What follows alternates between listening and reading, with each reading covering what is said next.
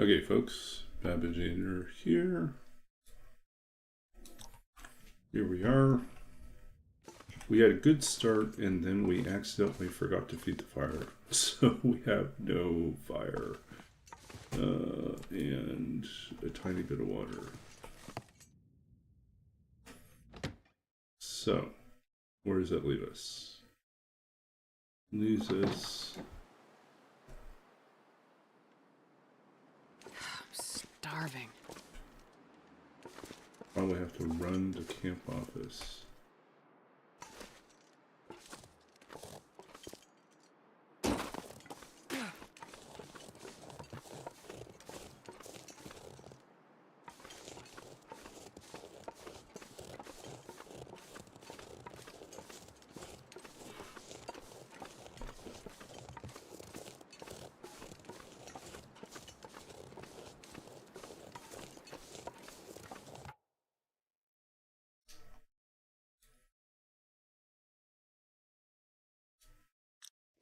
Okay. Yeah, we're gonna run to camp office and hope that we can get there without triggering a wolf attack.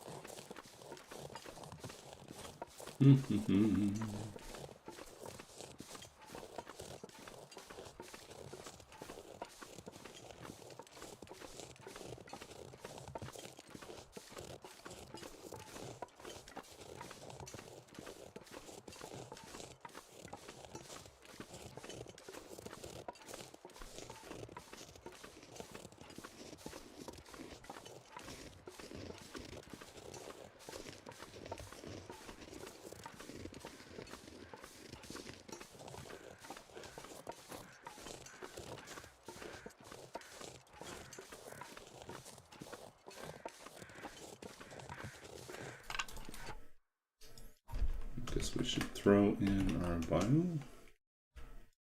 This is who we are. Babbaginator. Streamer based in Vancouver, BC. A writer, a former computer games programmer. Currently completing a library science degree and yeah, lots of other hats.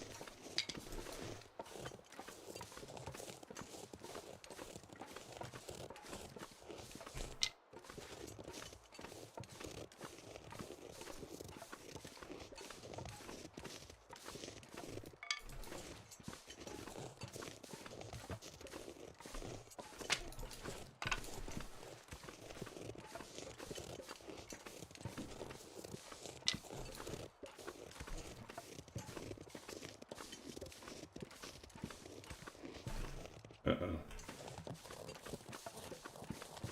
That's a problem.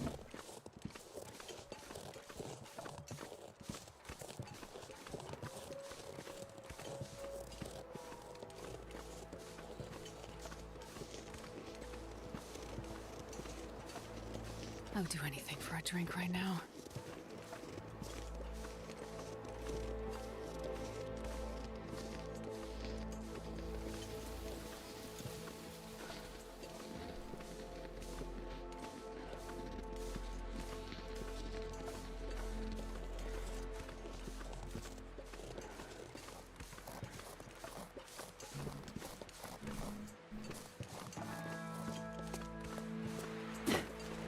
Where can I find something to eat?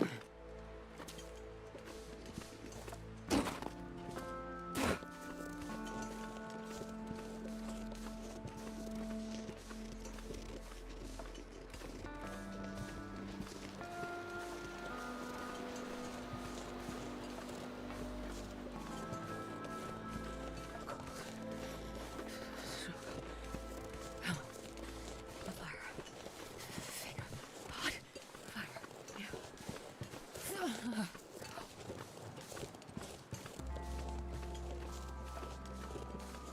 I honestly don't think we're going to find a flare here, so this is going to be rough.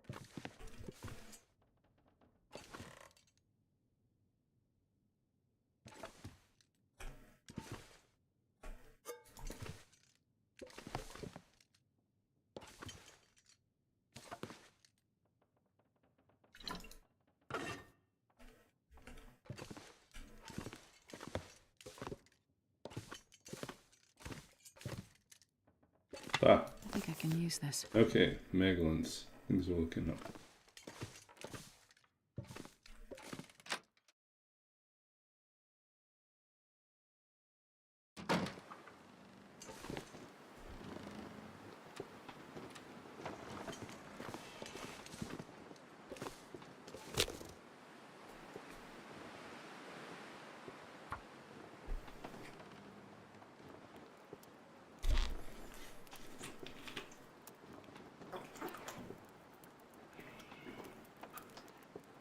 Come on, little fire.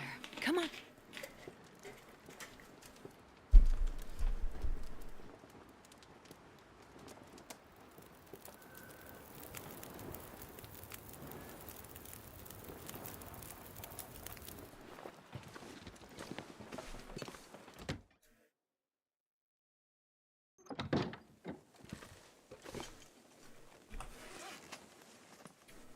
I don't got enough.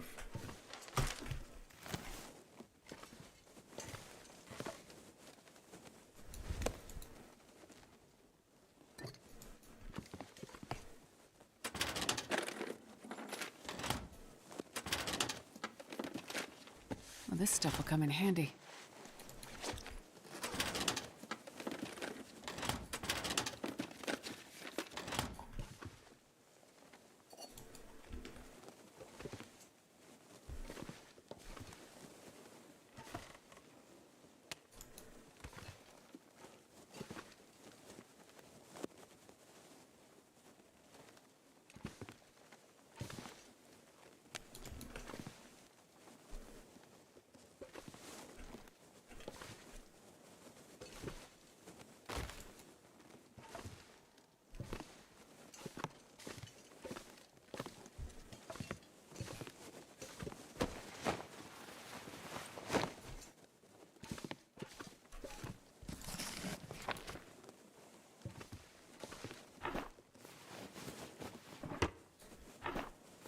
Hey, welcome in, lurkers.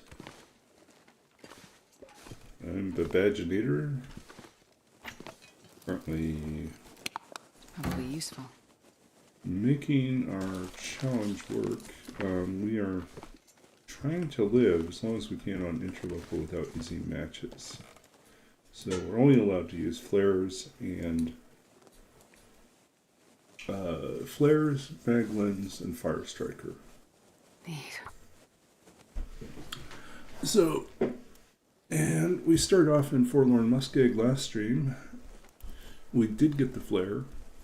We did get out all the way into Trappers. And then, and then I rather stupidly, because I was tired, forgot to feed the fire. And we lost the fire before morning. So I had to run from Trappers to here without fire. But things seem to have worked out. We found the maglins, so.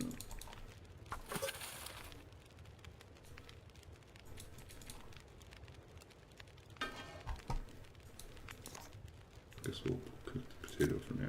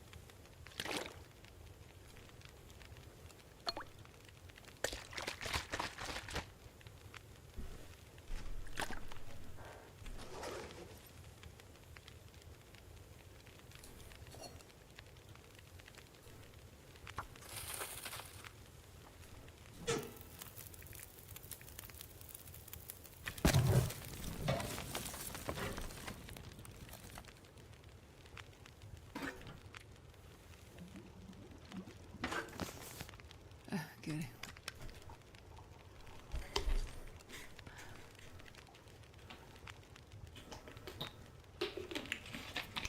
So, I think we are at least on day 2 now. No, we're still on day 1. Day 0, technically. Day 0. This is our 11th attempt. Pull off this no match run.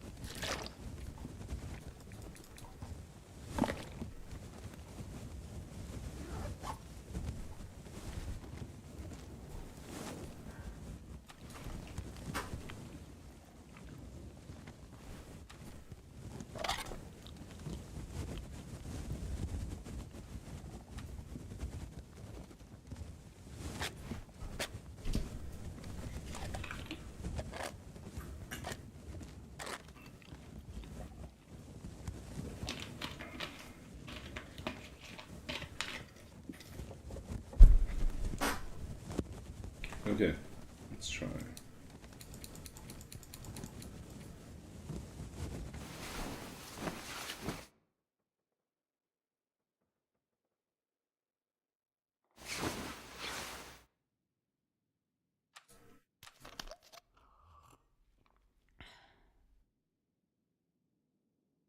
God, I'd eat anything right about now.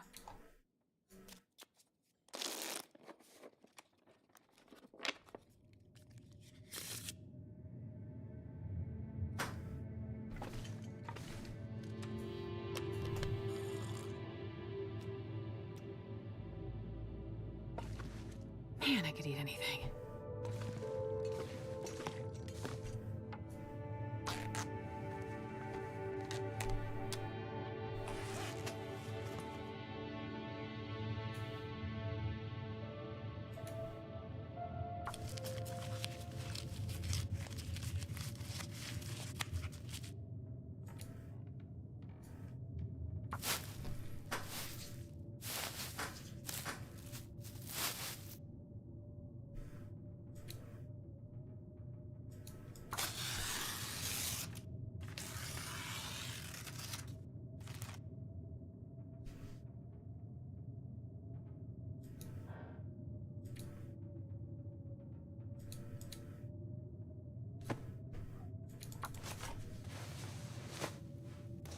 I need something to eat.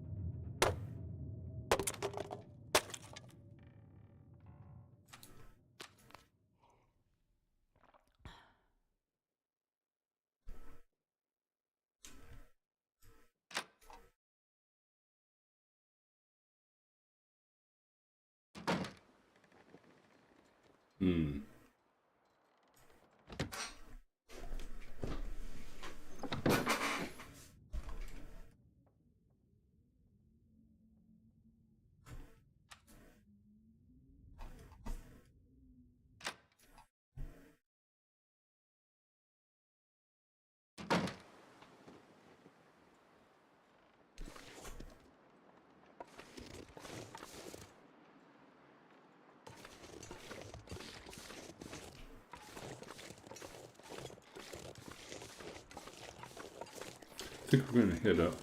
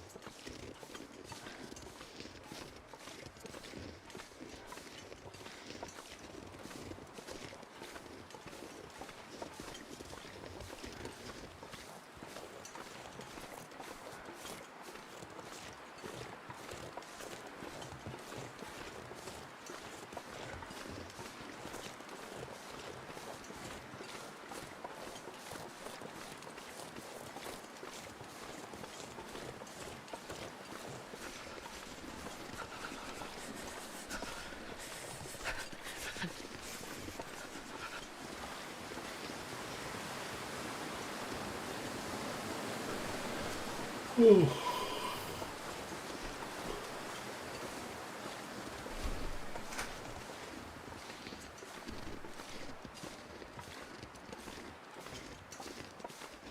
And here we go.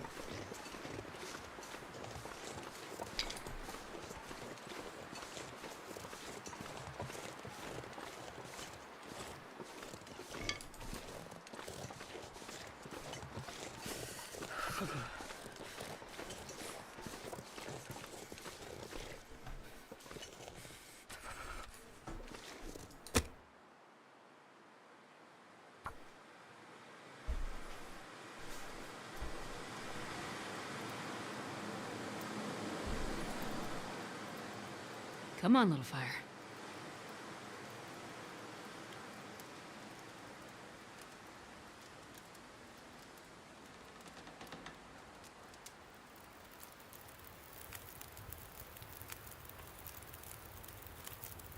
Oh, yeah. That's a good one.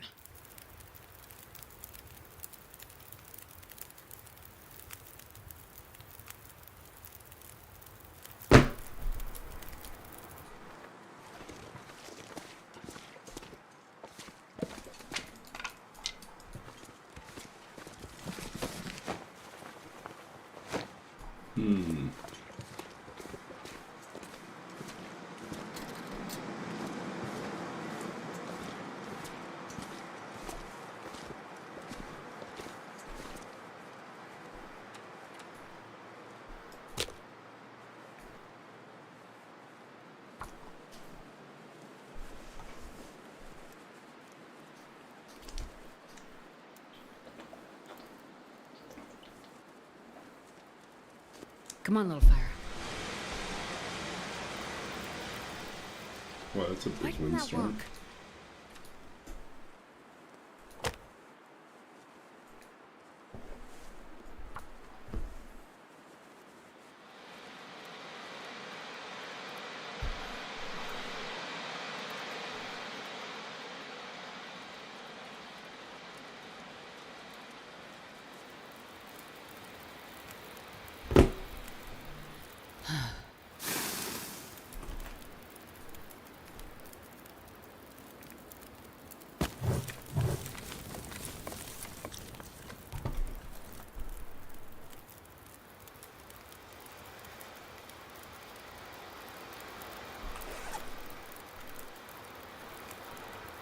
We have a hammer, we don't have a hacksaw.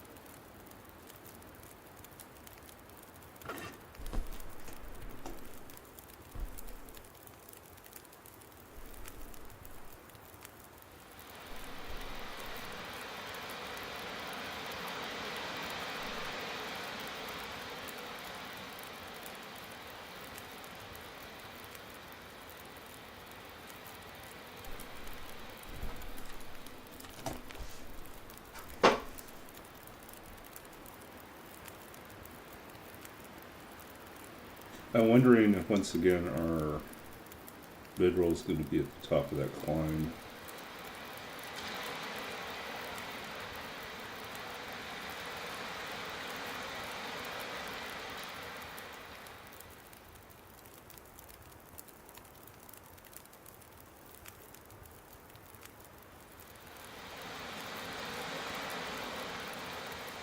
I think it would be a bad idea to try to cross the ice in this kind of wind. We would lose our torch and not have a flare.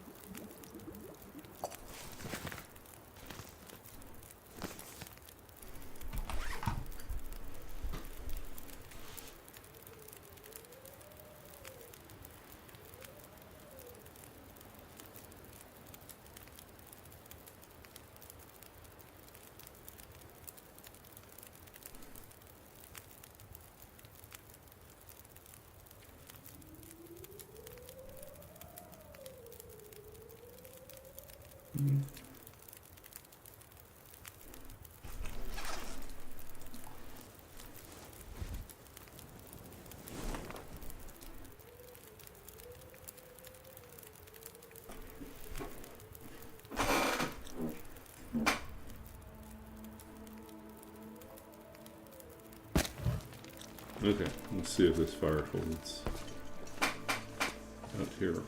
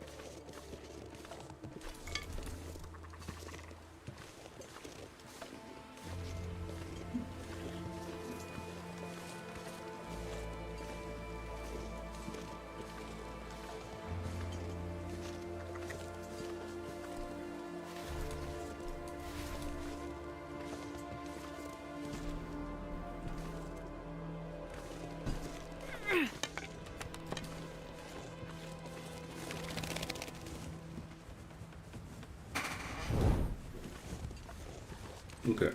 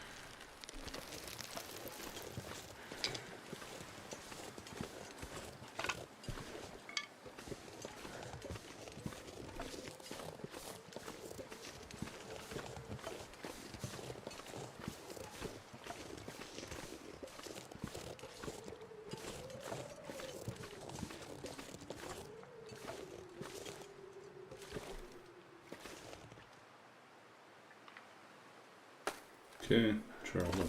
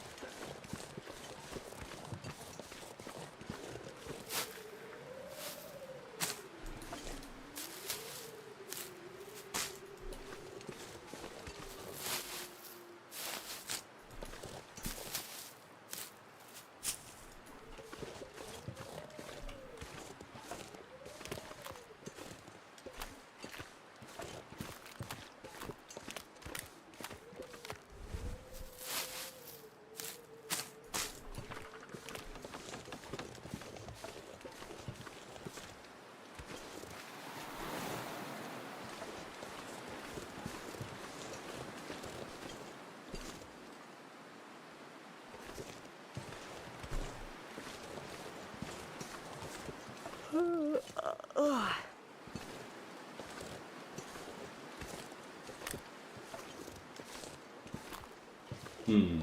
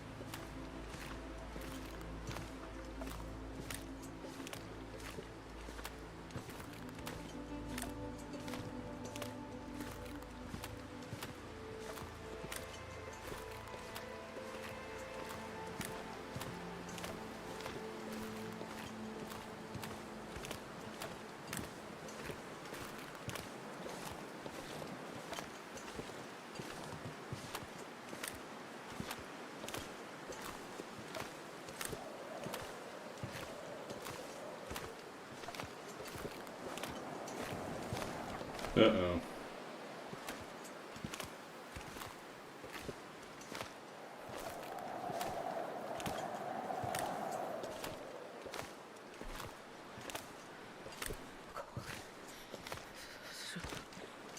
Come on. The fire. Hot fire. Yeah.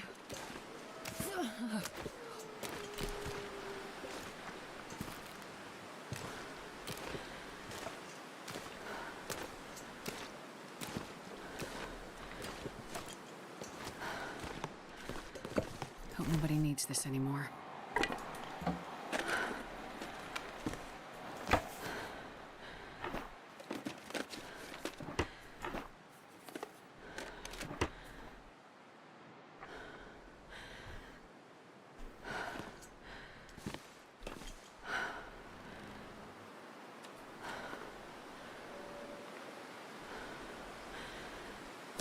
Starting to feel numb.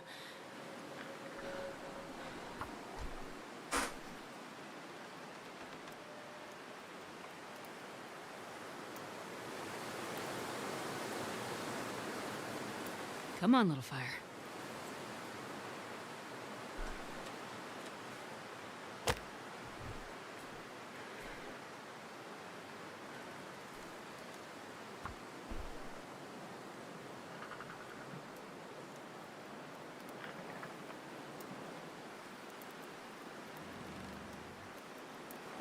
Come on, little fire. Come on. Let us do it here? I wonder if...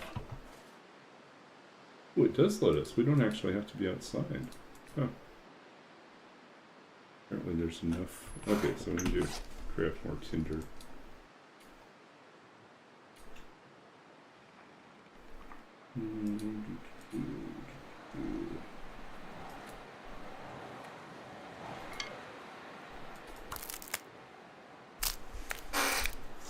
God, yeah. Freezing.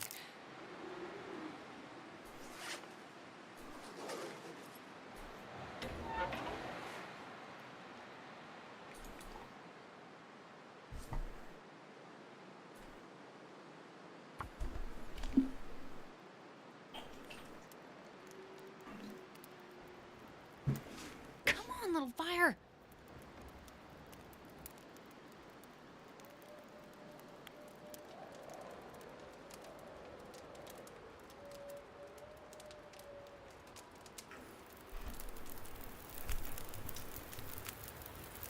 Hey, roller. Perfect. Yeah, it goes to 11. Check that out. Goes to 11.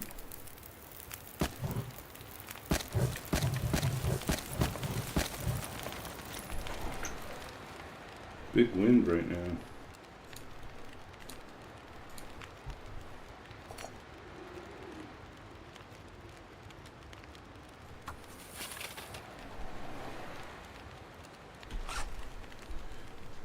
So yeah, we lost our... We ran out of flares, but we got a mag lens at camp office, so did get a break there.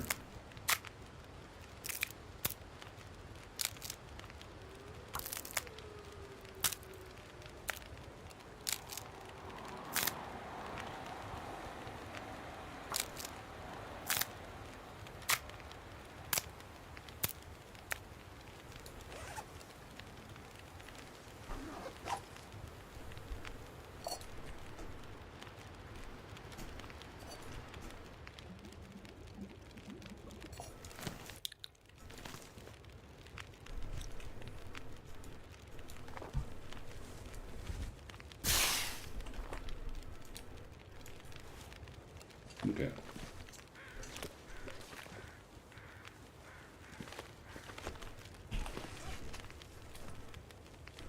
No, we're good.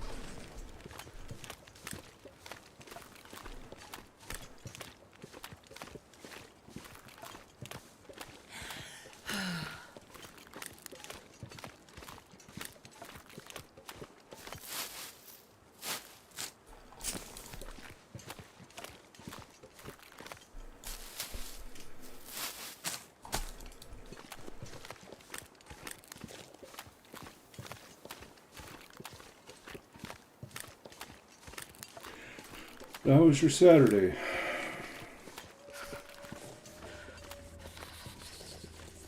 Mine was busy. Even though I got to sleep in an extra hour this morning, I still was busy. I had to do a 90-minute coaching session with one of my students, the 10-day class I'm teaching.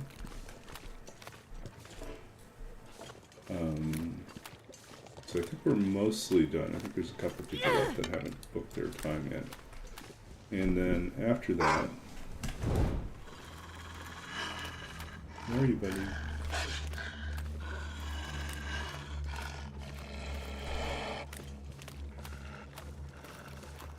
After that, did some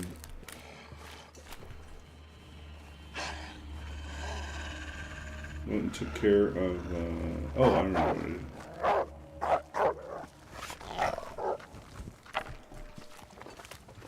We decided to go to the local Winners, which is kind of like a,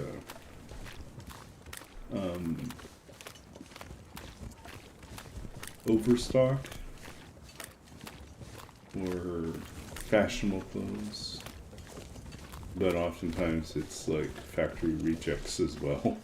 So anyways, you never know what you're going to get. Selections varies quite a bit. A lot of times I don't find anything that I'm happy with because the selection for like extra large is not great.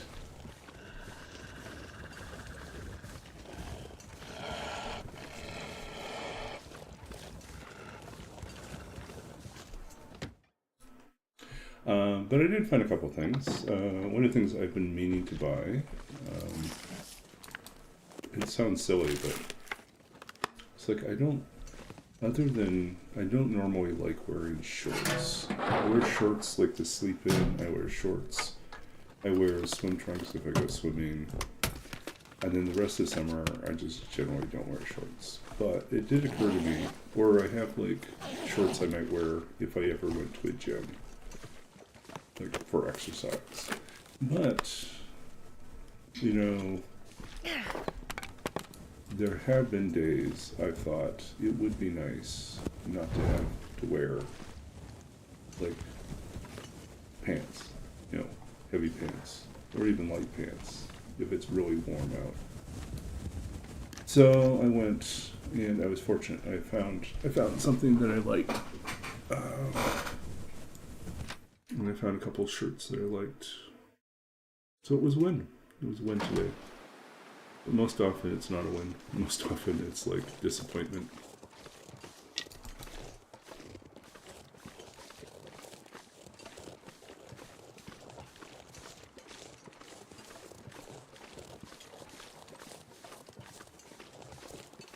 And then after I got back from that, I went and did a grocery run. I had made a list of things to go and get. And of course, once I get to the store, I got distracted by something that was on sale, and I completely forgot to double check my list to make certain I hadn't missed anything. It's like, I got everything now.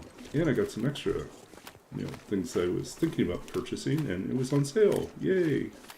And then I forgot, like, 2 things that were kind of important, totally got skipped. So I'll probably have to wait until Monday to do that. They're not urgent, they're just, like, running low. It's summertime, right? Well, actually, summer and winter I have this problem.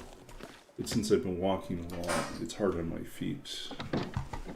And, if I don't have, like, a lotion for my feet, they will get cracked.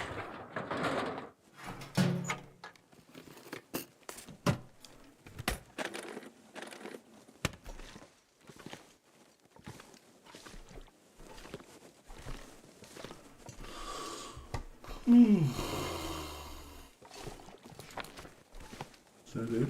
That's all we got here?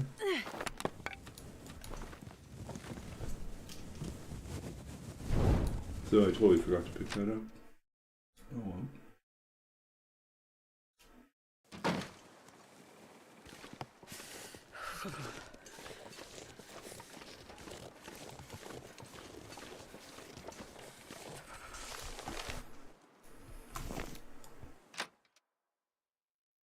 And then I filled up the gas tank, which I feel like it's been over a month since the last time I went to the gas station. I just haven't been driving very much.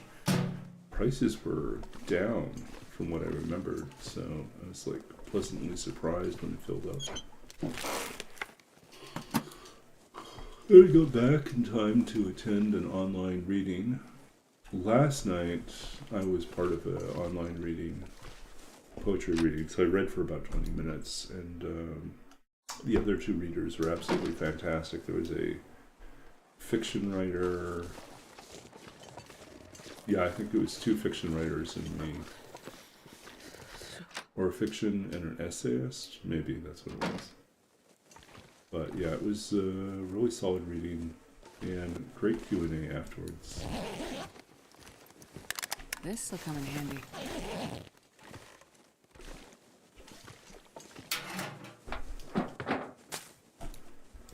Single rosette. Yeah, I think we're staying here for the night.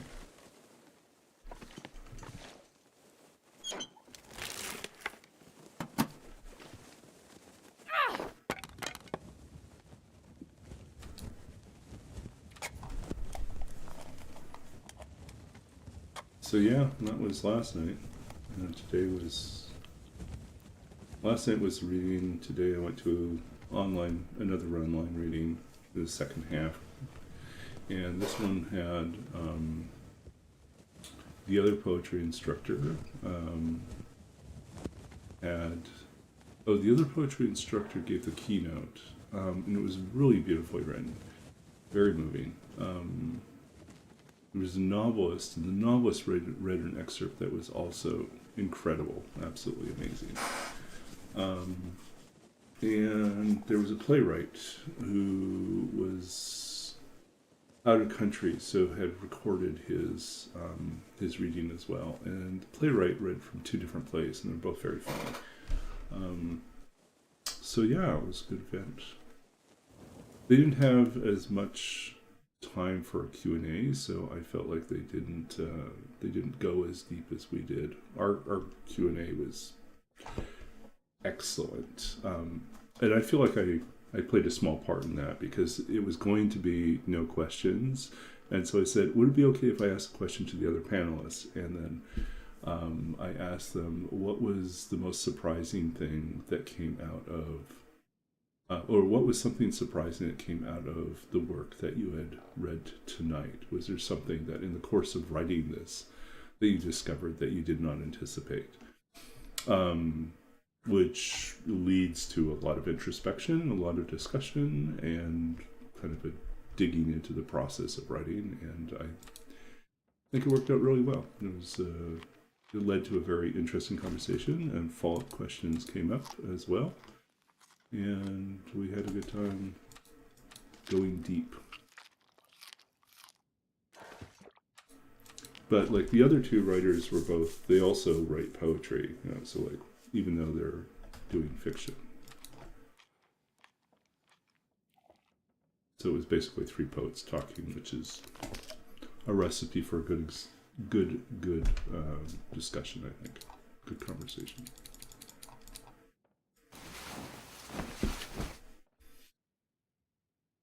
Well, a very eloquent conversation, right?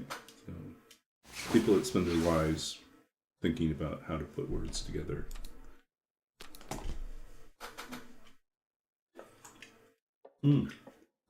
Something else I've been thinking about as I go into the fall, it's coming sooner than I like to admit.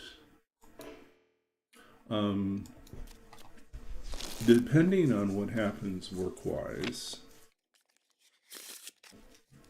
if I just have the university position, I don't have any additional work other than consulting work, then I may look at, I have considered whether or not I want to do some online D&D campaigns and run them through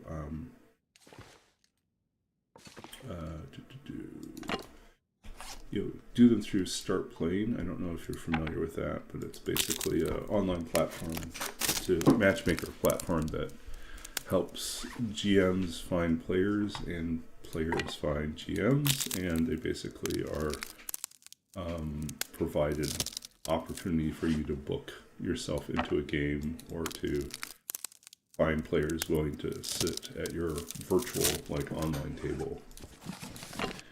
It's a pro GM sort of platform, and I don't know, I wouldn't have to do a lot, but I figure there are certain campaigns.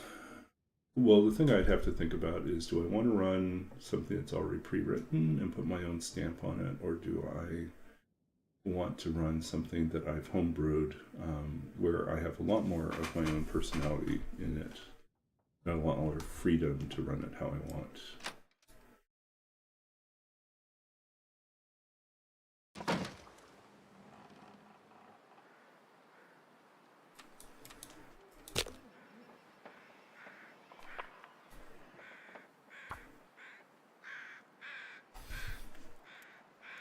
So yeah, we'll see. And then trying to figure out what the proper rate is to charge. Come on, little fire.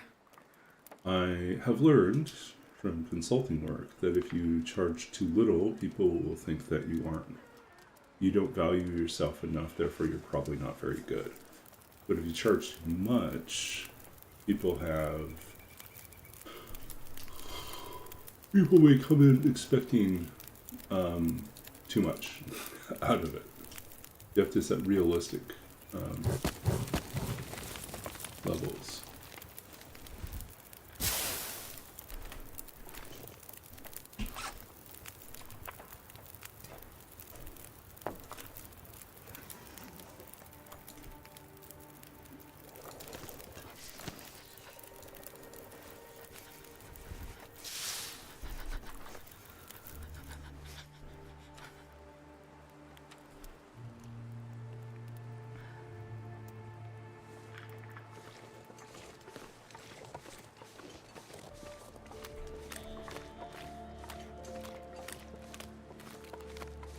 But yeah, so I've seen a range of rates everywhere from as low, and this is where I think someone is just not appreciating how much work goes into DMing, as low as $10 or $12 per person for like a 3-hour session or a 4-hour session. That's not enough money.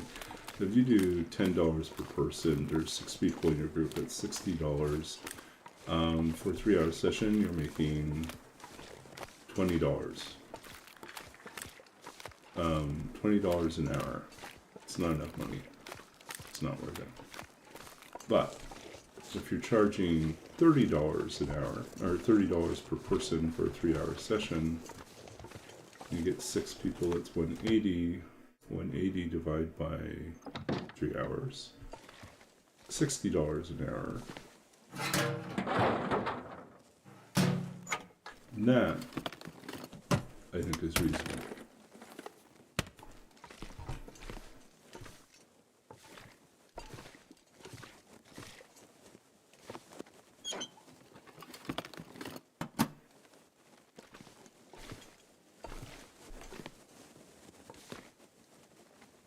So the question is, and then there are people that charge up to 50, but I think they usually have run, hundreds of games and are holding a 5.0 rating.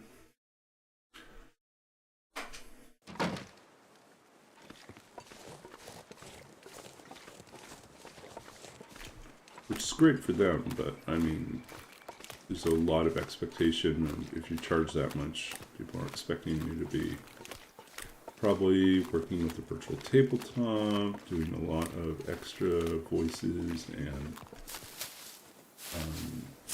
just a lot of extra work. I am fully and completely committed to theater of the mind style play. I find it's just, not only is it generally easier for me to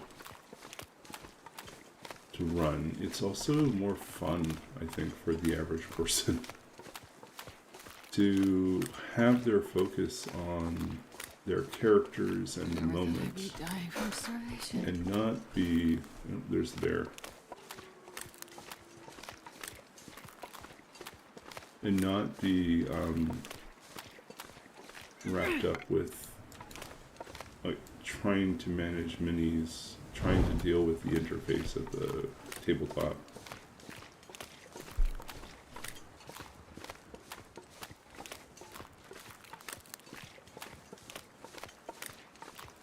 But that might be just me and most of the people I play with.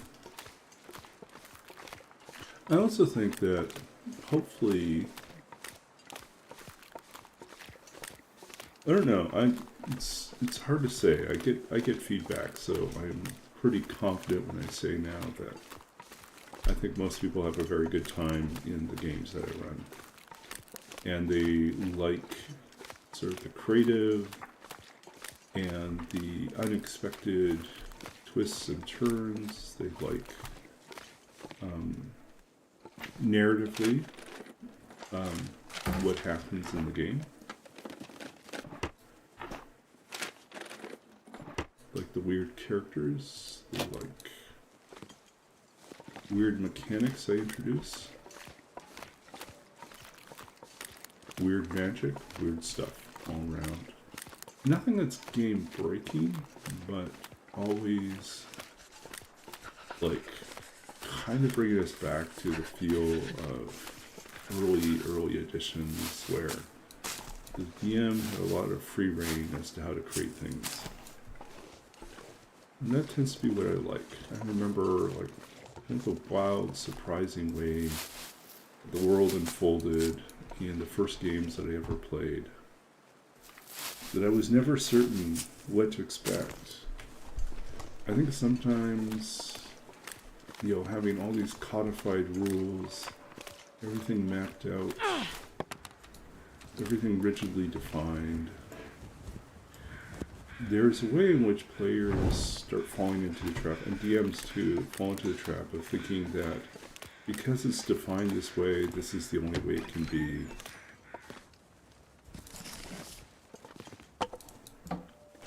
And I don't know if that, I think, not all kobolds have to be the same.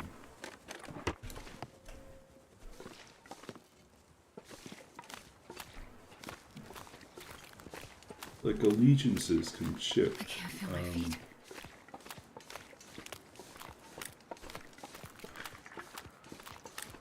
You might find unlikely alliances, forming. You might find, I don't know, just all sorts of things that keeps people on their toes.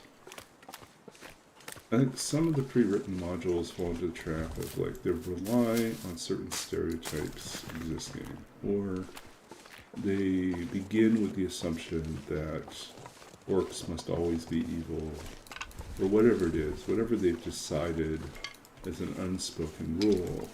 And that kind of closes off possibility, both for the DM and for the player. So instead, designing and planning in a more responsive way, so that you can, flip the script on things, so you can react to an unexpected way that someone chooses to interfere or challenge the plot, and you could just let it go and come up with something different. I love when players latch onto some weird detail and decide that it is absolutely vital or important. Misunderstandings, misinterpretations of what has happened, and if they're interesting enough, they become part of the canon. I think that's interesting. For instance, I'm playing in a Sunday night campaign right now. Someone else is running. It's a pre-written module.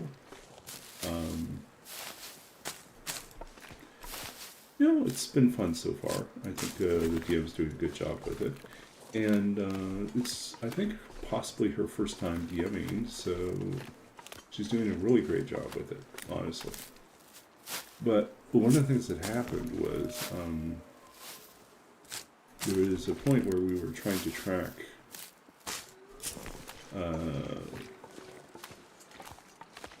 these rats. So rats or kobolds? I can't remember what it was. I think it might have been rats. And my player totally fumbled the survival check and decided that what they had encountered, the tracks they encountered, were from a dungeon squirrel. And so, and basically created a whole new category of creature that they are convinced now must exist. They just have not had any luck sighting them, but they've heard about them. They're pretty certain they've heard about them. And so they keep going on and on about wanting to capture a live sample of a dungeon squirrel, or being able to kill one and stuff it and keep it as a trophy. Okay, we made it back here.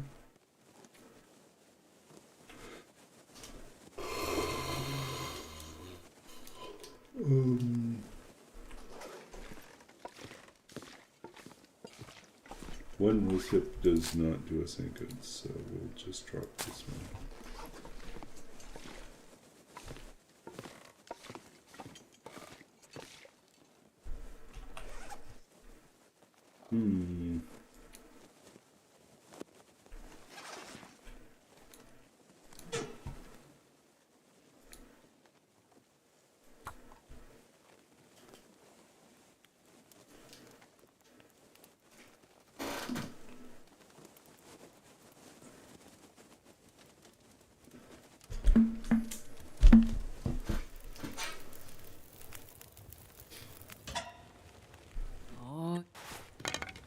What else is going on right now?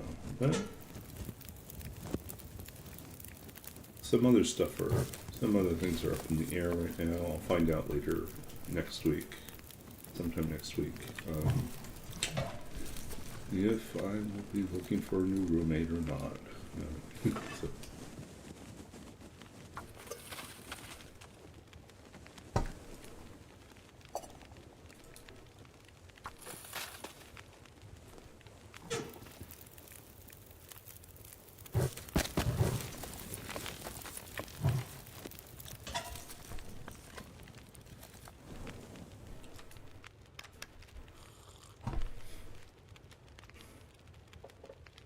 Yeah, they had a friend of theirs had an opening in their building, which is closer to campus. And it would be a studio, so their own space, which I totally get. It's definitely an increase in rent.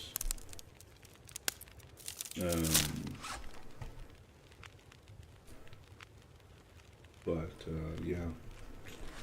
But if I do have to go hunting for a new roommate, it's going to be the perfect time to do it, because July is when everyone's searching, especially graduate students, because they need to move in before the end of August, so they can start in September. So there's definitely demand. Question is, who's going to be that roommate if I have to find a new roommate? And I hate doing this whole interview process and vetting process. But, hey, D-Smooth TV. Welcome in. Thanks for the hydrate. We're just chilling here in our no matches loper. I don't know, do you smooth?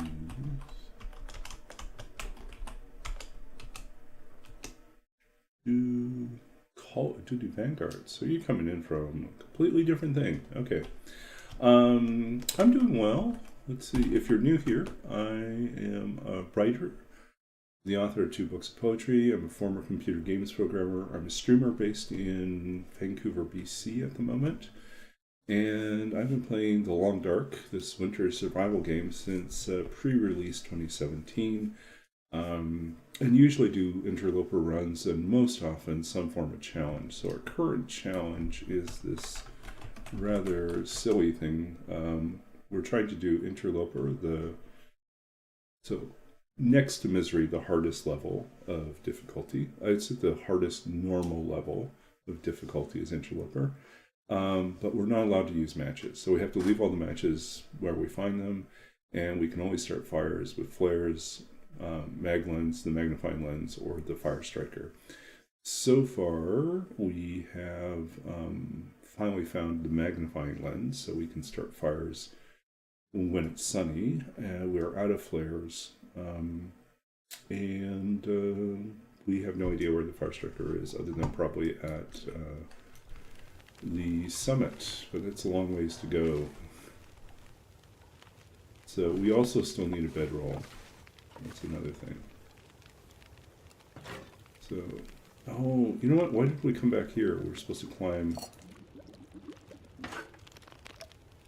We need to go back out and climb and get our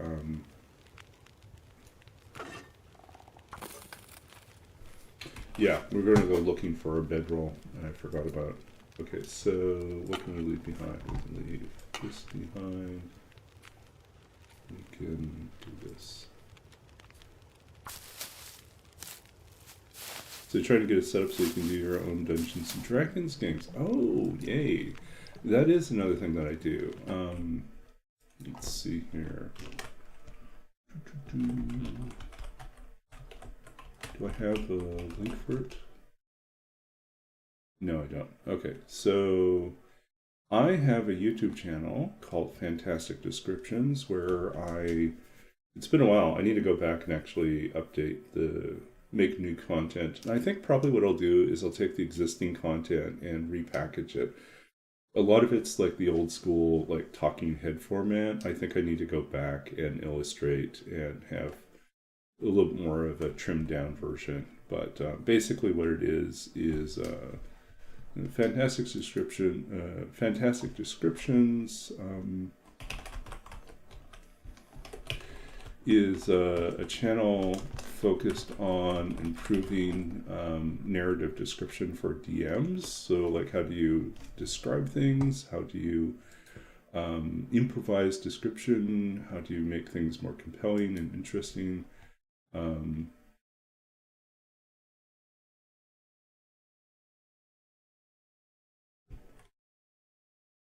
Yeah.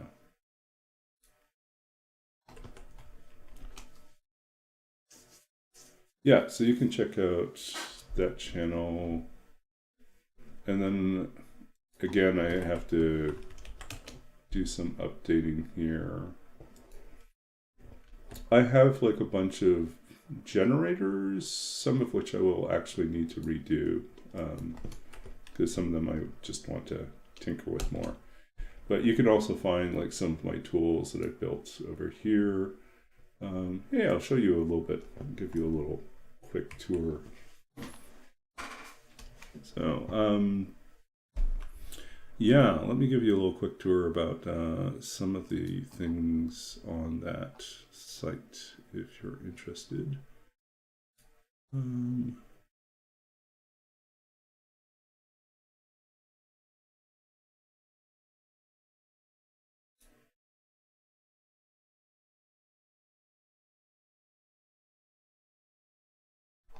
Why is it being weird?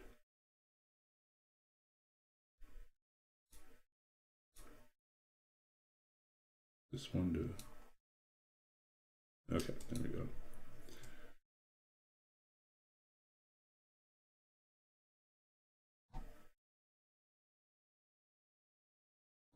Yeah, hold on a second where I'll bring this up.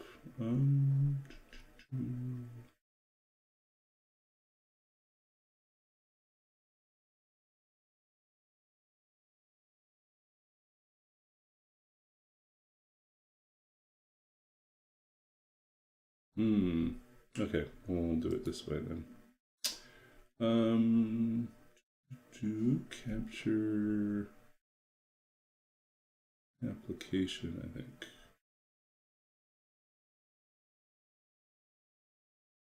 Window, there we go.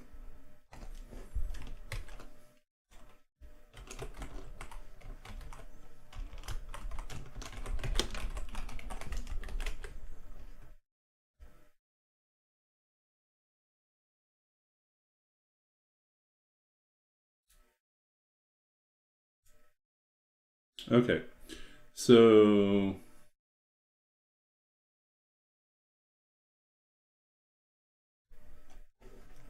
we'll just box this in a little bit more. I have to look at my. Okay, so there we go.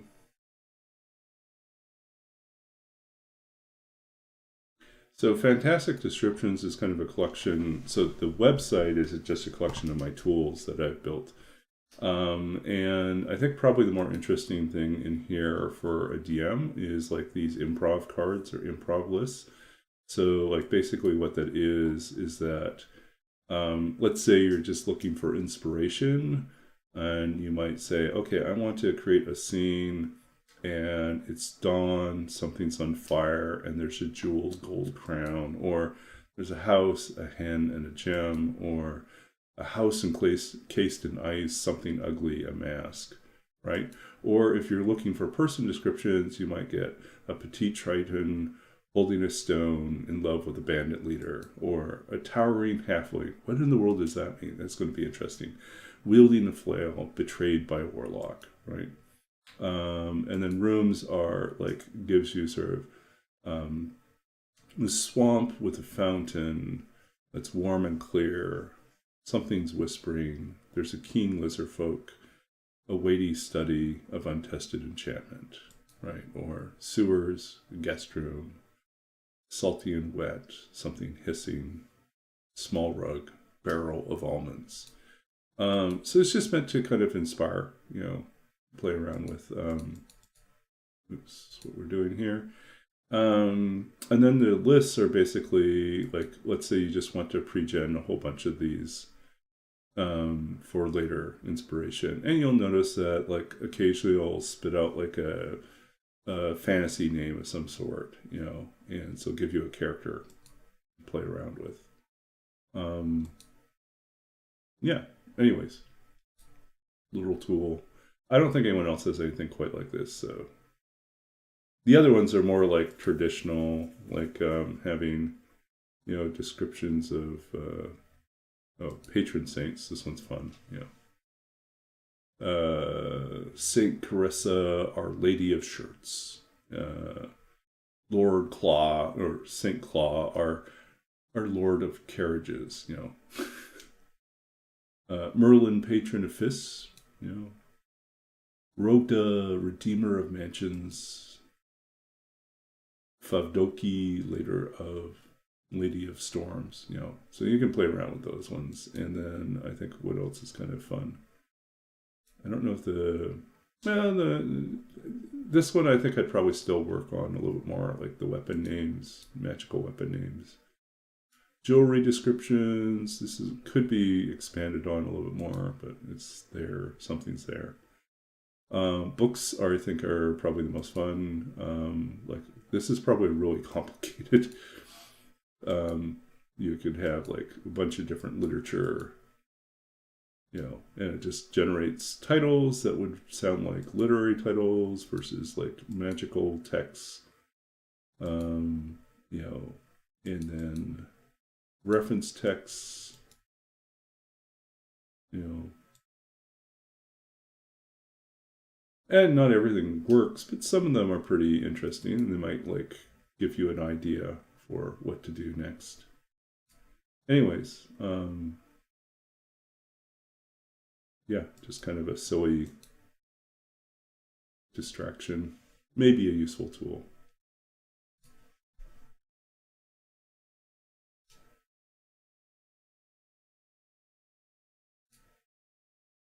What is going on?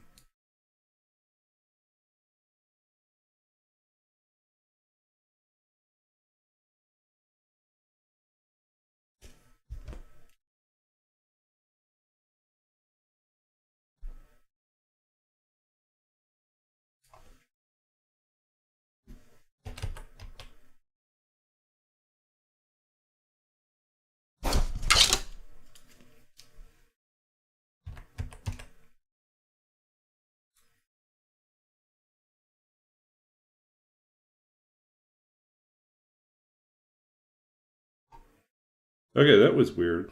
Twitch logged me out. Okay.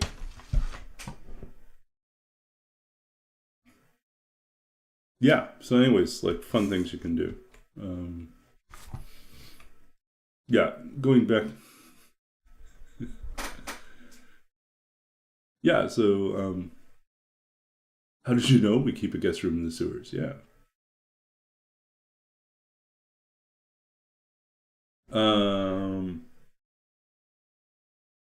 Yeah.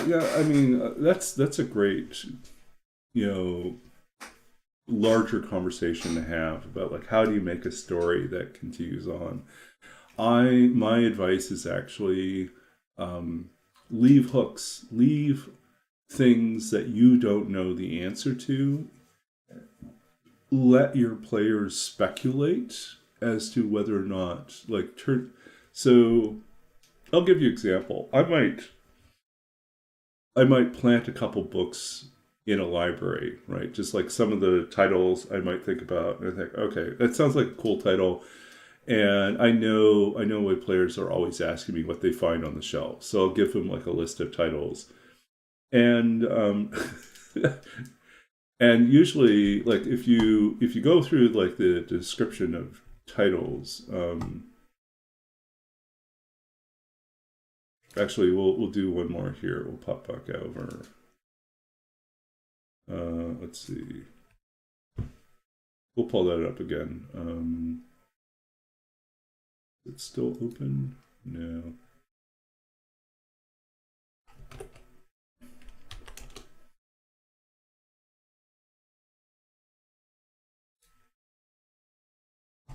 Okay, so we'll pull this up again.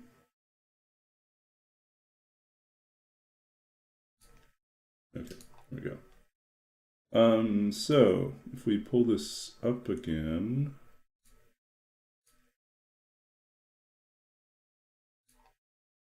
I didn't show you this. I should have shown you this. Like, so I look for things that will give us sort of some sort of a hook, right? So like here with the book descriptions, for instance, it'll give you, so this is more than just the titles. It'll give you a description. It'll tell you like what it is, a modern book of essays written in Elvish runes, give you a physical description. It's written on parchment. There's 166 pages.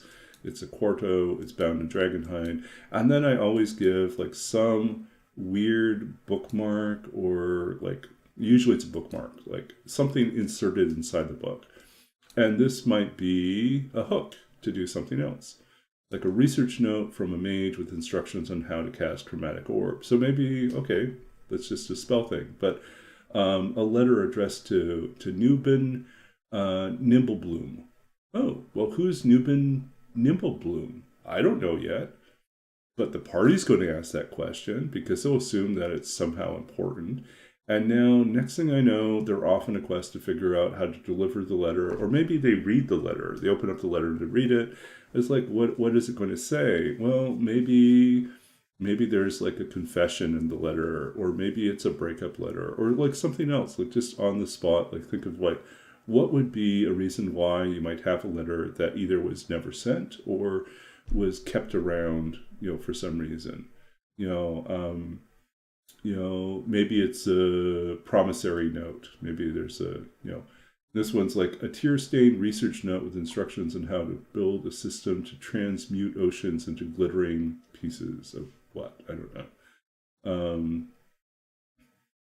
And then like a deed to an estate house. So I did this. I had like a book of genealogy, like a family history book, and it had a deed in it.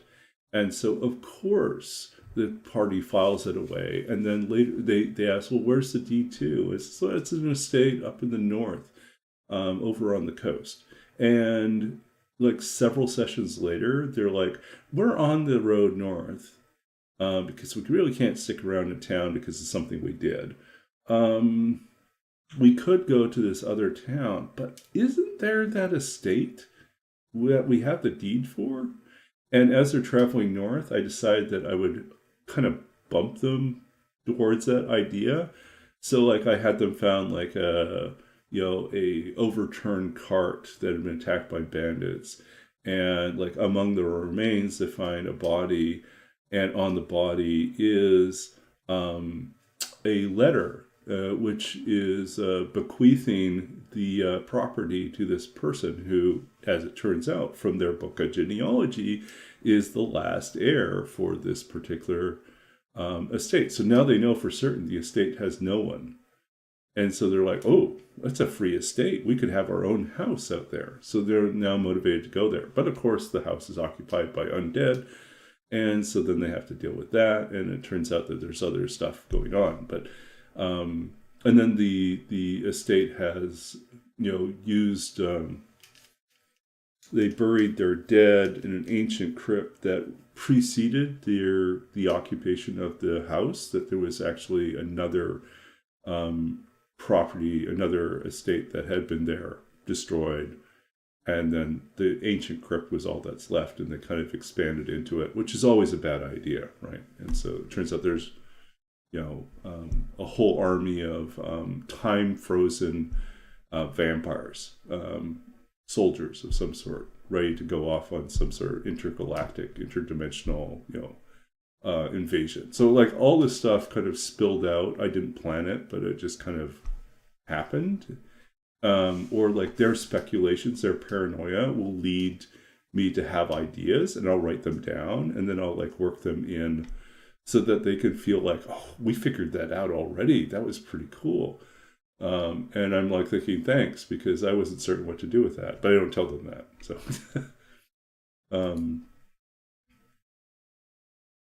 yeah, anyways, a little behind the scenes for that.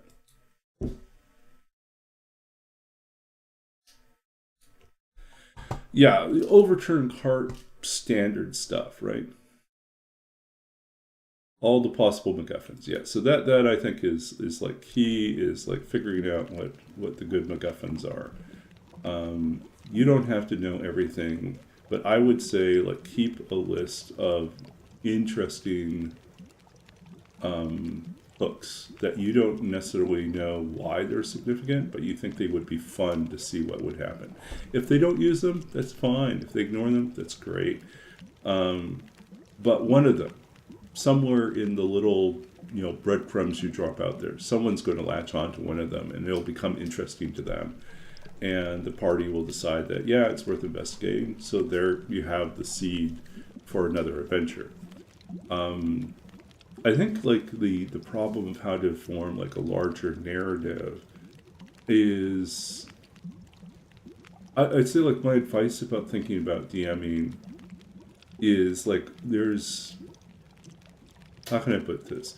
Some of the best advice I was given was basically to think about what you're doing as is very similar to how a TV show works. Each session is an episode, and you want there to feel like there was some sort of advancement, some sort of development, some sort of arc to that particular episode. Yet nonetheless, it's also part of a whole season. So are there elements of the entire season, like the larger plot that's happening over the whole season, that you can drop little clues to, little pieces that might not make any sense at the beginning, but by midway through, they're starting to realize, it's been like the 5th time we've found the person we were going to hunt down was already killed by someone else before us. And their left hand is always missing. Someone always chops off their left hand. What's going on with that? And so like, I feel like then you're like, okay, once it's just weird. Twice it's starting to feel a little bit strange. 3 times in a row, okay, someone is doing something here. Why? Why are they doing this?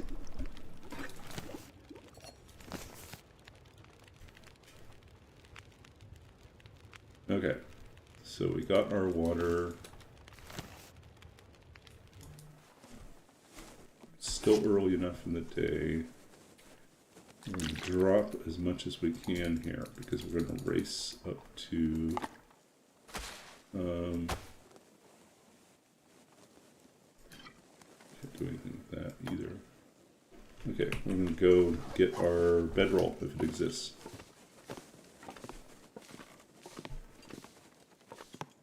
Okay, no one has made the semi-obvious joke. After the 3rd left hand is missing, you realize something sinister is going on. Which is funny if you know that the Latin for left hand is sinister.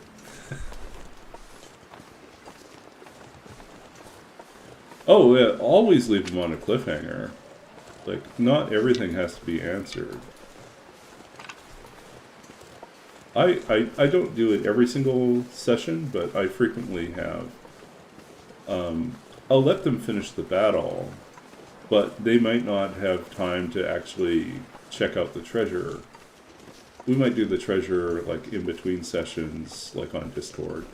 Or if it's going to be really interesting or something odd, I had something planned, something curious about it, then I might, save it. Maybe it's not a treasure. Maybe it's a trick, and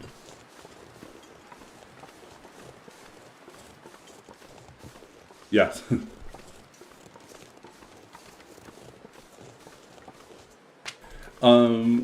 Like think about like there are some epic battles that really should be the start of the session instead of like the end of the session. So like, a classic of this would be, if you think in Lord of the Rings, when they're going through the mines of Moria, right? And I think it's Pippin accidentally knocks the helmet down into the well, and it goes clattering down, and then all of a sudden they start hearing boom, boom, boom, the drums in the deep. If you ended the session right at that moment, that's like they're spending the whole week thinking about what's coming for us. We don't know. Let them live a little bit in fear, right? Like, what's coming for us? We don't know. Yeah, and I think big battles, we do that too in our group. If like they come to the end, like it's maybe about 20 minutes or 30 minutes or maybe 40 minutes before the end of the session. 40 minutes I'd probably still do it. But if it's like 15, 20 minutes before the end of our session, we're not going to do a full combat. So, yeah, I would end early.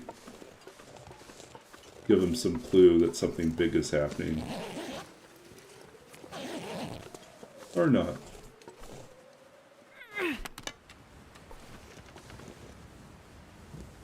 It's really windy right now, and we're running low on torches. Let's do this here.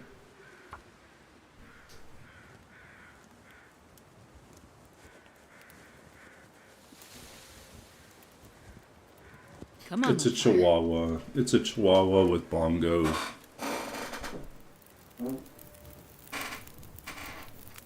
Perfect. Best sci-fi show like Star Wars or Lord of the Rings. You want...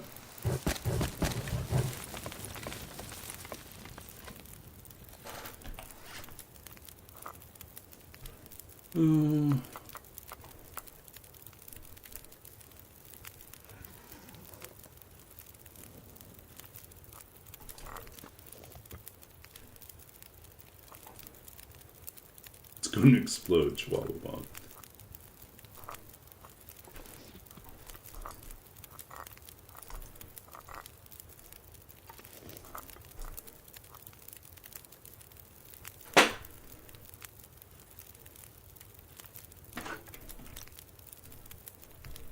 Don't mind me, we're just going to do a little tea.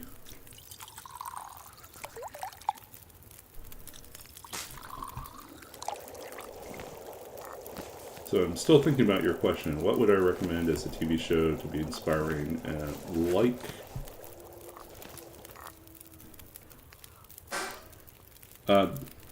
Yeah, best fantasy show. Yeah, Firefly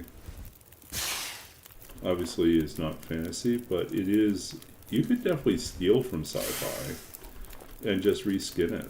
I mean, people steal from all take their inspiration from all sorts of different shows, and then reskin it, like somehow like alter significant pieces so it feels more fantasy, but the plot is really coming out of something else, right? So yeah, people, most of the heist adventures that are out there, you know, take some heavy inspiration from existing heist movies, right?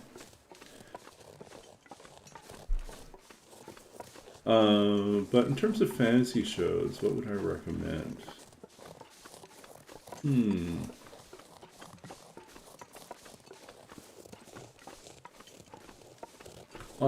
You know, this is what is it called? Called Mythica?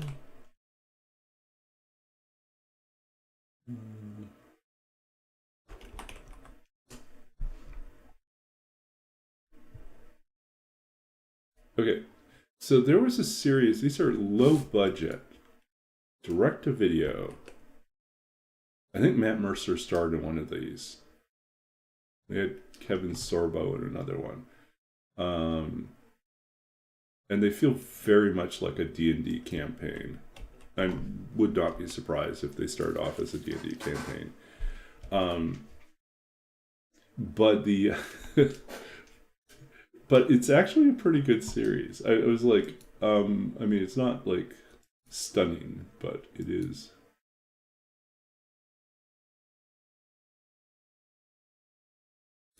What is going on here?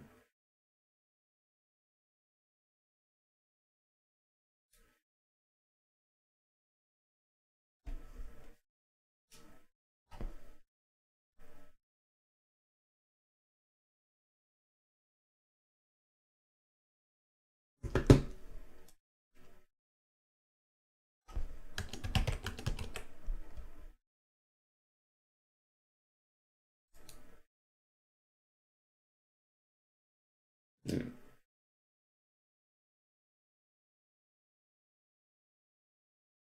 Yeah. So I think that's like a one that most people don't know about, but it is pretty entertaining. Um,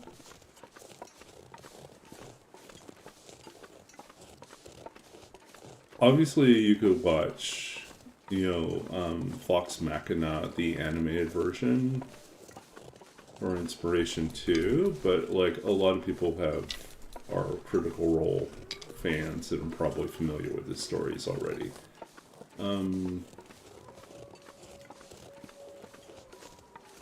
Old school, you could go back and watch Xena, Princess of Power. No, was it Princess of Power or Xena? Anyway, Xena was kind of a classic. 1980s.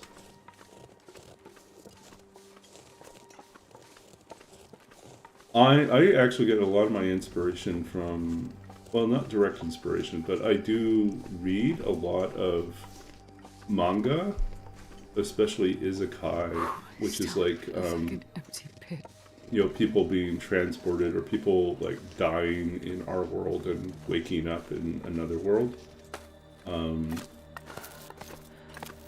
And usually they find themselves in another world with role playing like powers, like a character display or skills menu, or like there's some sort of skills progression they acquire. There's tons of those out there, and some of them are better than others. One of the more popular, like, anime out there that's based on a Korean manhwa, which is the Korean version of manga, is Solo Leveling, which is really, really fantastic. But Solo Leveling does not really replicate party dynamics, because it's pretty much like the guy going off on his own. So I wouldn't use that as an inspiration. It's good for boss fights, I think, thinking about boss fights.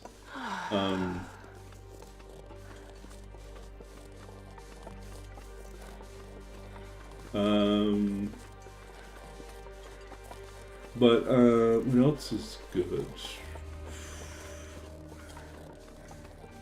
Yeah, there's a lot of anime that I think, like, a lot of Japanese anime has its inspiration in D&D campaigns. D&D was and is still popular in Japan, and a lot of writers and animators are inspired by those games, and so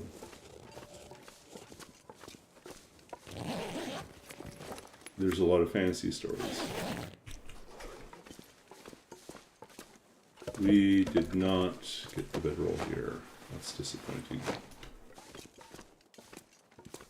I was really hoping we'd get the bedroll here. Last time we got here, we found bedroll, but not this time. So anyways, the reason why I brought up Isekai was I did do a one campaign I basically did as an Isekai campaign where I had all the players, filled out a survey beforehand. And I built them a first level version of themselves. Like a character, a D&D character, that was them. And, so their ability scores were based on this survey I gave them. And they would, like, indicate where they fell.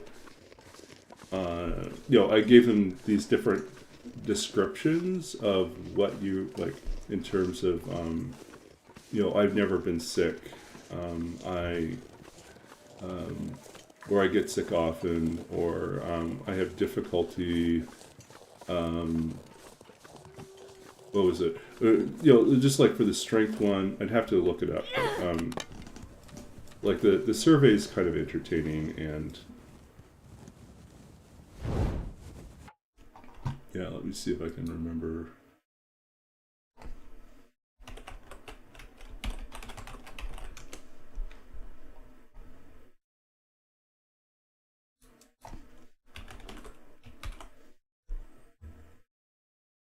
Okay, so yeah, it's like things like, when it comes to physical strength, I struggle to lift heavy objects.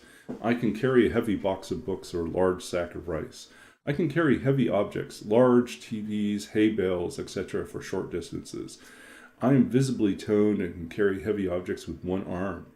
I can break wooden planks or bricks with my bare hands. I can pull a tractor by myself. When it comes to physical training, I don't bother with exercise, and I try to avoid gym class and PE when I was in school. I'll go for the occasional walk or jog, once in a while work out at home or at a gym. I exercise regularly, 3 to 5 times a week. I train rigorously for competitive sports, marathons, or Ironman competitions. I train professionally to compete in national and international sports events. I have been through advanced special forces training and conditioning. So like each ability score has actually 2 different survey questions, and then I kind of average out their scores based on that. So like agility and finesse, and then dancing and flexibility, both being part of dexterity, durability and endurance, and then coping with bad conditions, both being part of constitution, intellect and logic, schooling and education, both being part of intelligence, judgment and clarity, instinct and intuition, both part of wisdom, charm and personality, lying and deception, both parts of charisma. And then there's additional things like what do you do for a living? What did you major in as an undergraduate? If you did additional degrees, what did you study? What have you been trained in or studied extensively? Any special, unusual, or unexpected skills that you have? What are some of your hobbies and pastimes? What languages do you speak? What, if any, computer languages do you code in? What's your Myers-Briggs personality type? Do you believe, rate yourself on whether, on a 1 to 5 scale of whether you believe in something supernatural or divine, like a hardcore skeptic or hardcore believer. Your life and choices could be described as random and chaotic or intentional and organized. Rate yourself 1 to 5. And then like in terms of like your personality or your outlook, in an emergency or crisis, you should always, and then there's a list of different like principles that you might follow. And then like some more odd things, like what's something that fits in your hand? How do you start a fire if you don't have matches? What's the last book or film that you've read? Last book you read or film you watched? And I use these things to kind of construct, it's kind of an art more than a science to construct like what their character would be and what skills they would have. And this worked out great for most people, except I had one really weird outlier guy who was a circus strongman and performer.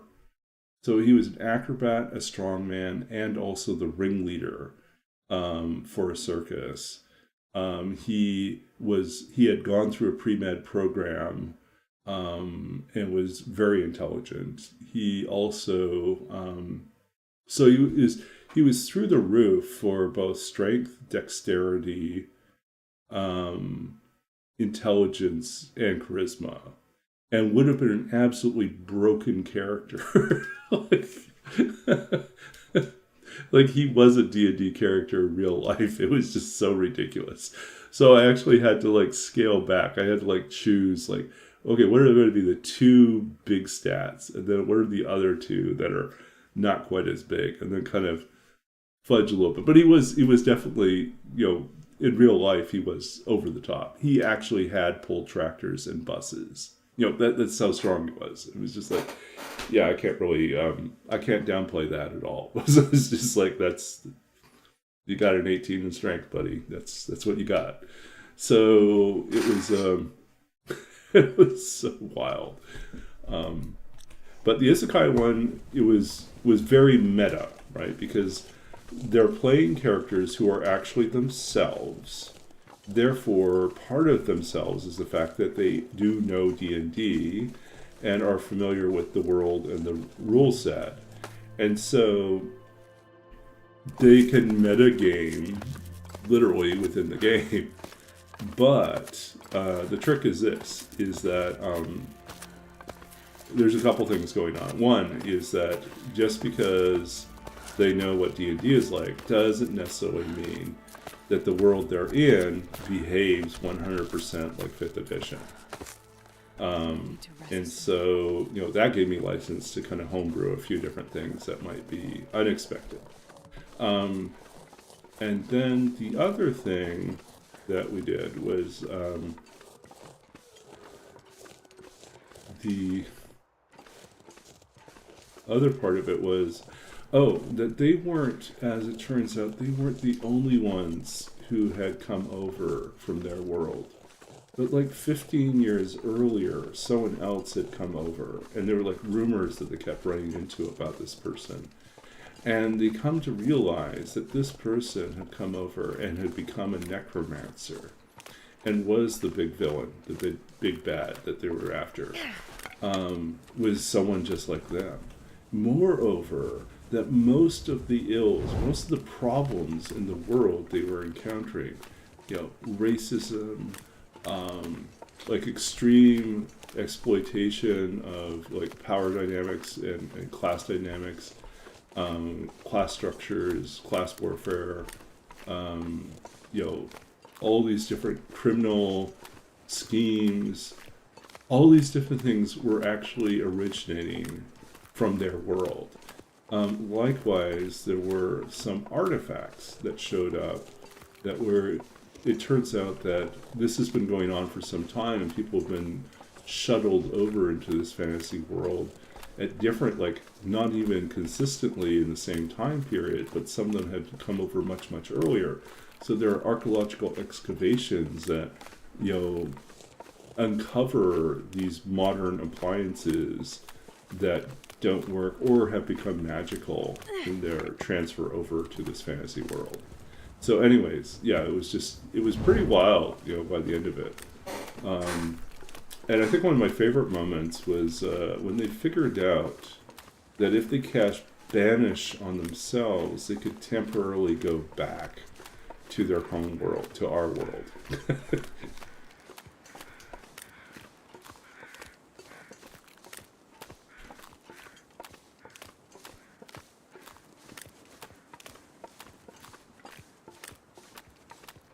So that was a fun campaign.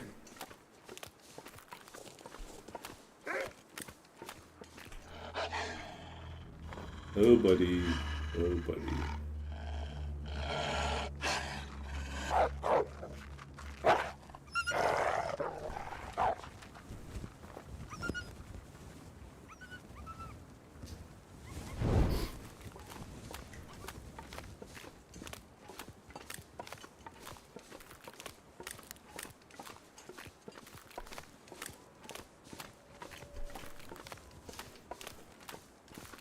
Yeah, so I think you can find your inspiration in all sorts of things. I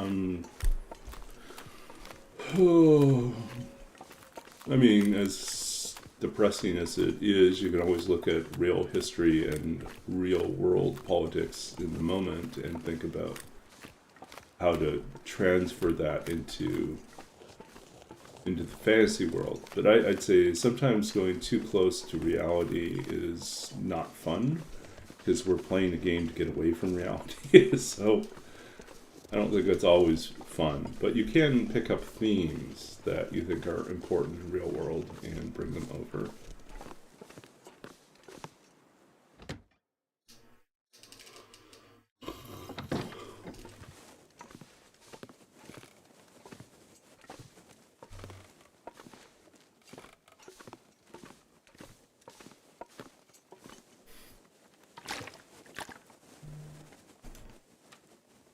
I'm really discouraged by the fact we didn't find the bedroll here. But I guess the next thing is basically to go to the dam. So we'll sleep overnight here, and then we'll go to the dam. And we'll try to go try it and see if it shows up somewhere in the dam or outside the dam. Let's just throw this on.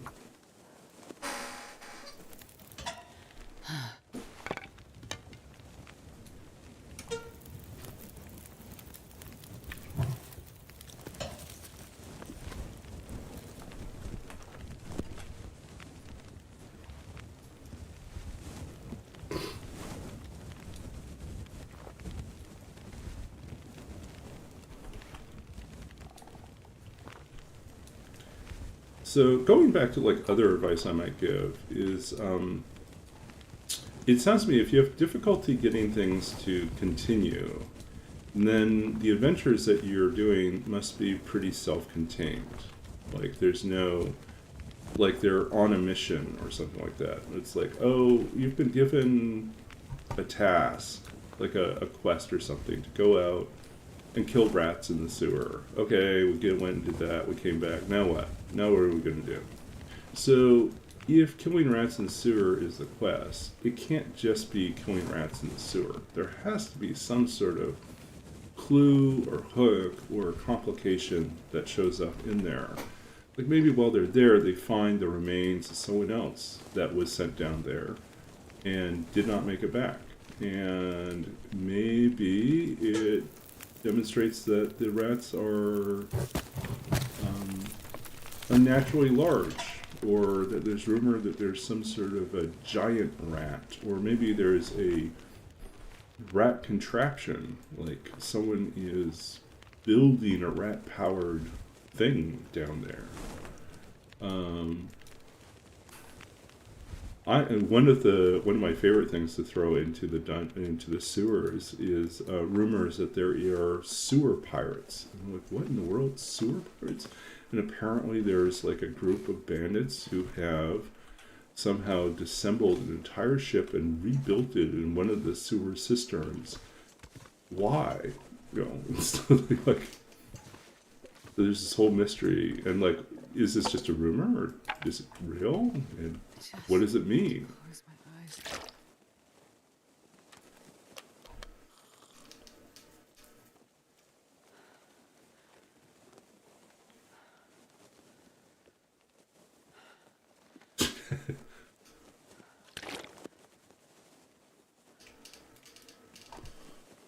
I've given the GM an elaborate backstory of a quirk my red shirt had. Yeah.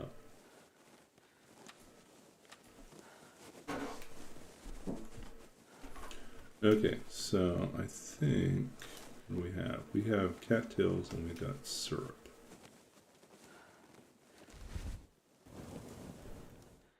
And we're exhausted. You know, I think that's a good combination of things.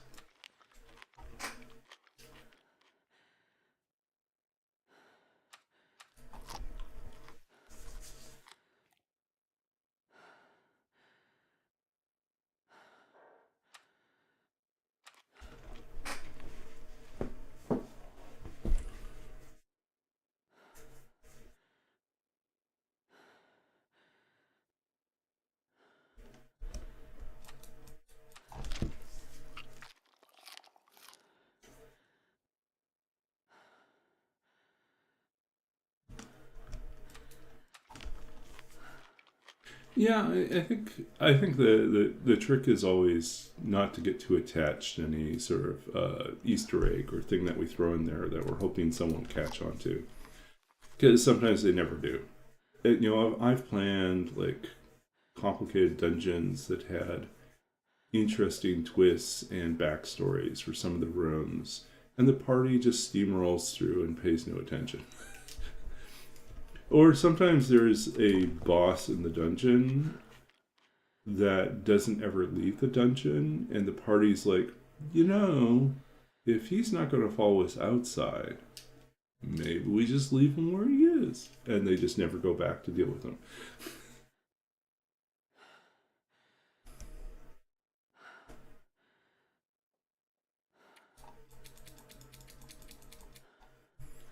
And you know what? It's okay. You just roll with it. Roller. You just roll with it.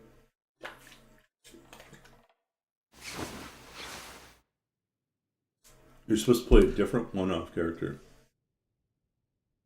Oh, we're supposed to be the ultimate pig bag of disguise. I've never been so hungry in my life. I think they would catch on eventually. So why does he keep showing up? You know, playing a different character.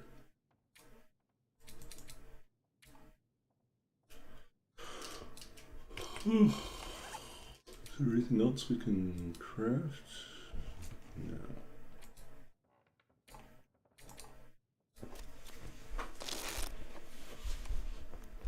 Okay, hydrate. Thanks.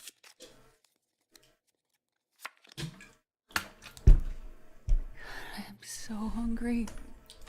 Astrid, hydrate.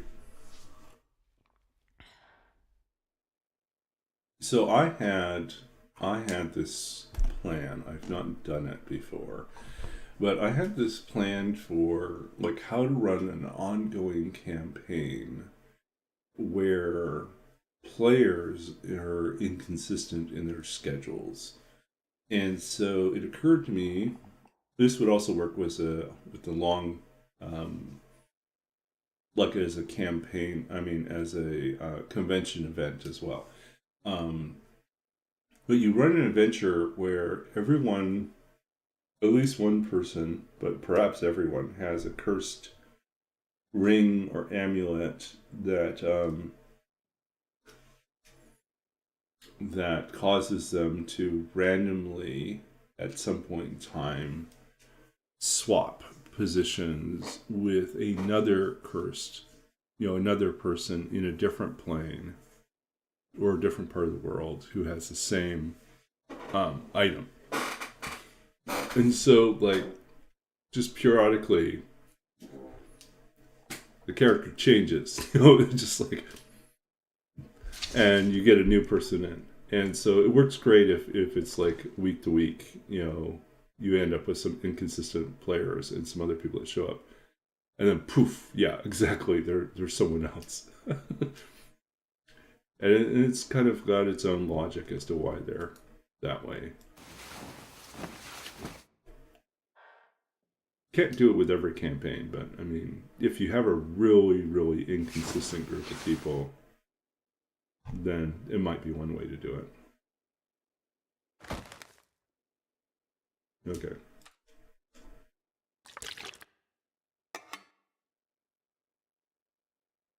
I'm not sure I can carry much more. Good.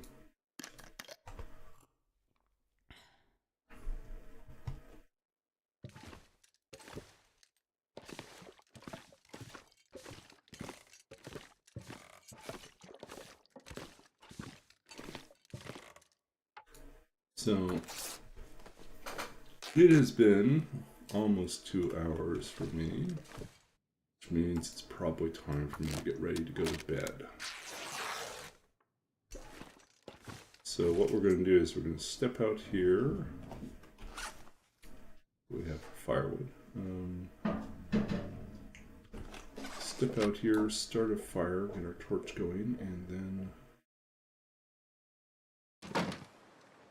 Or not. Oh, that's not good. Really bad, actually.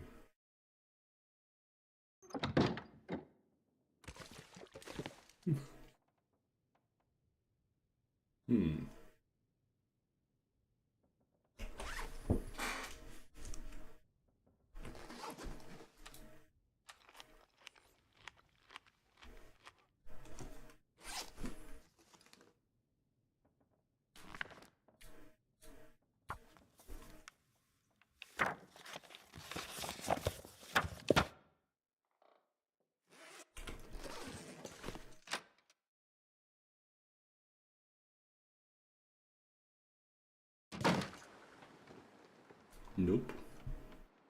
I wonder if I can drop any of this gear.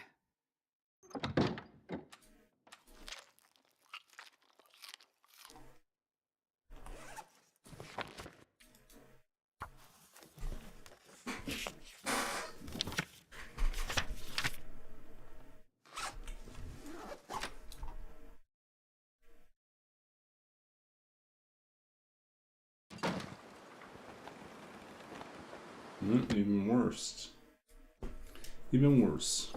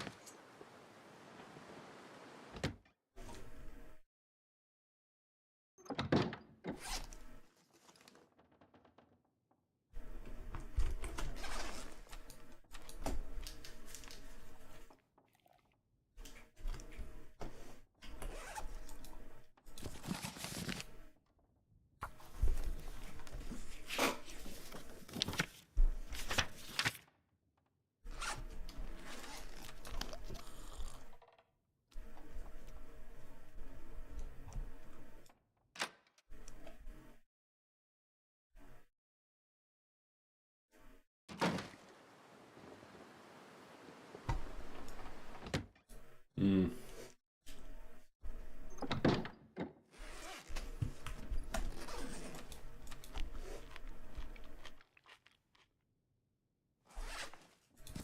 This pack is getting kind of heavy.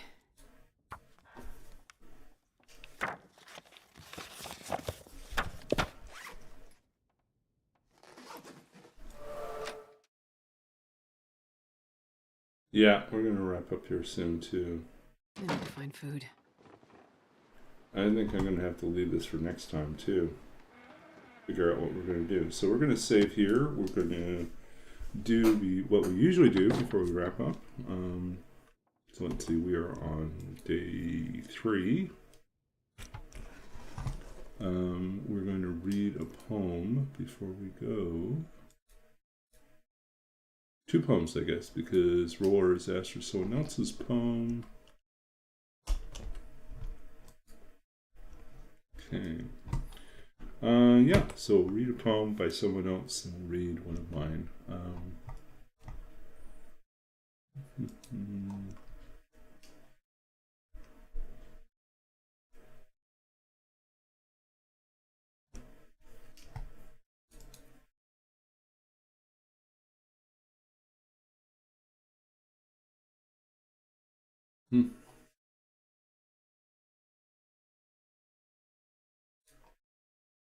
I think I know where to find something to read.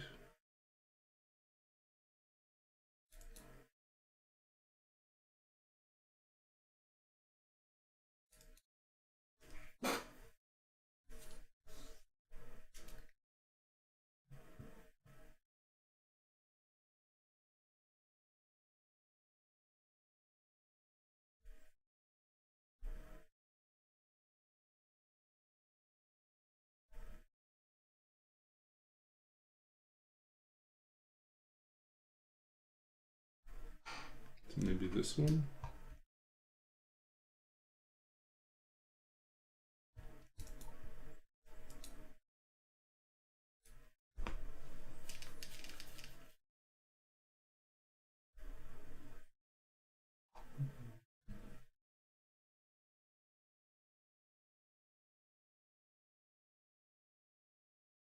Oh,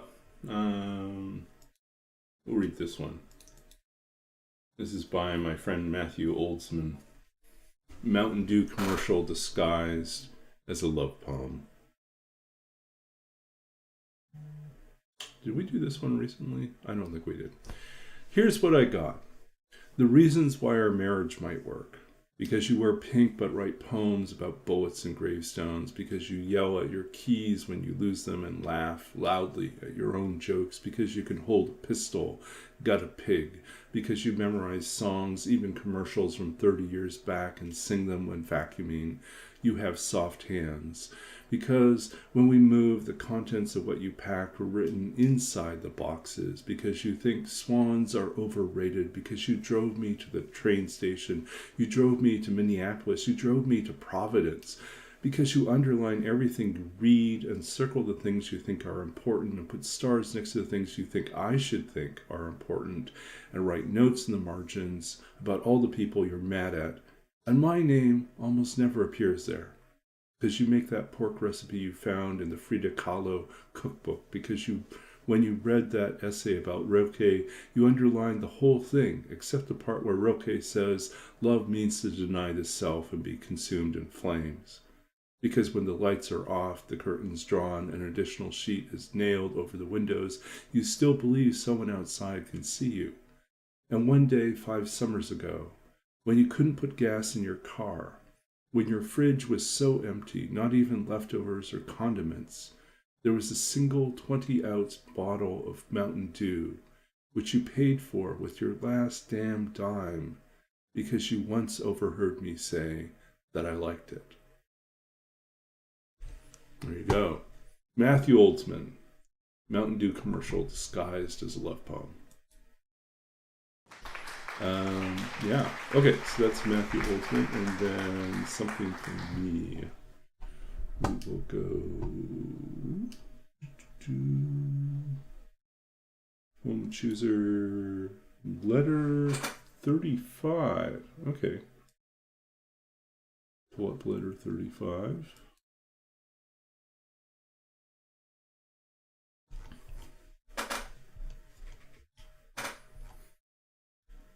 Okay.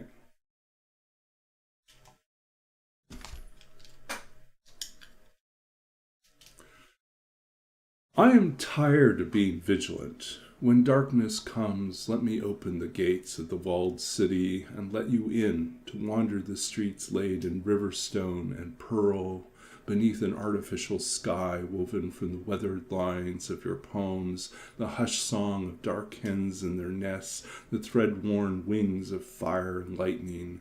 I will break all the dams that surround this place, that hold back what remains of snow and sorrow, whatever the mountain has failed to keep in its secret vaults, in its high places. I will let loose the moon from her moorings and give all the stars back to the toothless night.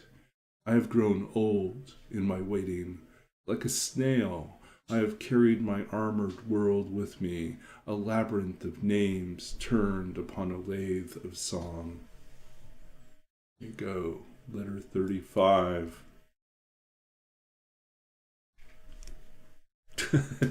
Negative Lens Dyspepsy, which was a great protest album. Great. Thanks. Yeah, so we will find someone to raid, and we will be back again, I believe. Let me confirm here. I'm supposed to be streaming again on Tuesday night. And I believe I will not be online Tuesday night because I have an online event I have to attend. So nothing for me on Tuesday night. You'll have to wait until next Thursday, unless I sneak in a stream on Wednesday. Is a maybe. Wednesday's a maybe. Okay, we'll see. A lot of stuff up in the air, but we'll see.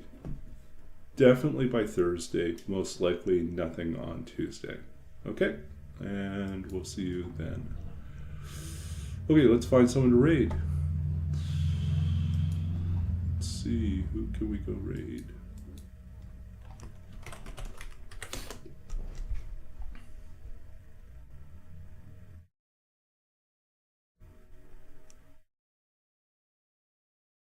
Okay, looking at our options here, we have Deadpool.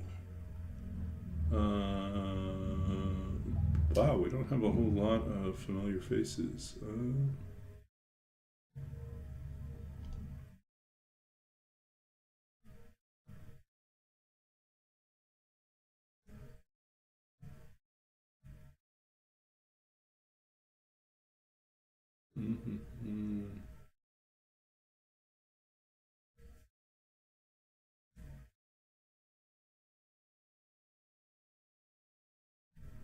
So we have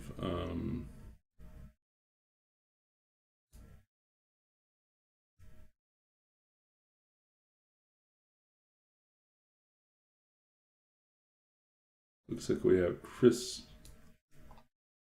Okay, so we have a new, looks like a newish streamer we can go raid. Chris X. So let's go. Yeah. Oh, yeah. I've been wondering, like, I've noticed that some days lately and some nights it's been really, really dead. Like, there's not a lot of people doing TLD right now. I don't know if it's just the middle of summer and people are like thinking, I should do something else. Or if it's summer vacation and people are doing other things. But we're going to go raid Chris X and see what this person's like. And support another TLD streamer. See you on the other side. Bye.